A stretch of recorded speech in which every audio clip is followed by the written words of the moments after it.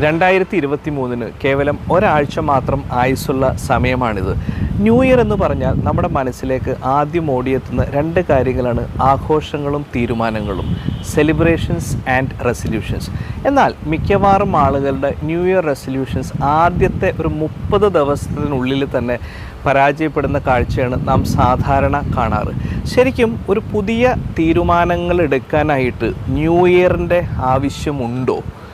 നമ്മൾ ഇന്നലെ ഇന്ന് നാളെ ചെയ്യാൻ ഉദ്ദേശിക്കുന്ന ഒരു കാര്യങ്ങൾ നമുക്ക് ചെയ്യാൻ പറ്റുന്നുണ്ടോ? അതിൻ്റെ ആൻസർ നോ ആണ് എന്നുണ്ടെങ്കിൽ നിങ്ങൾ പുതുവർഷത്തിൽ എടുക്കുന്ന തീരുമാനങ്ങൾ പരാജയപ്പെടാനുള്ള സാധ്യത വളരെ അധികമാണ്. അതിൻ്റെ പ്രധാനപ്പെട്ട കാരണം എന്ന് പറയുന്നത് സെൽഫ് ഇംപ്രൂവ്മെൻറ്റിൻ്റെ കാര്യങ്ങളും, അതായത് മോട്ടിവേഷണൽ ഗോൾസും പ്രോക്രാസ്റ്റിനേഷൻ, അതായത് നമ്മൾ കാര്യങ്ങൾ നീട്ടിവെക്കാനുള്ള ഇതും തമ്മിലുള്ള ചാൻസസ് വളരെ അധികമാണ്. എങ്ങനെയാണ് നമ്മളൊരു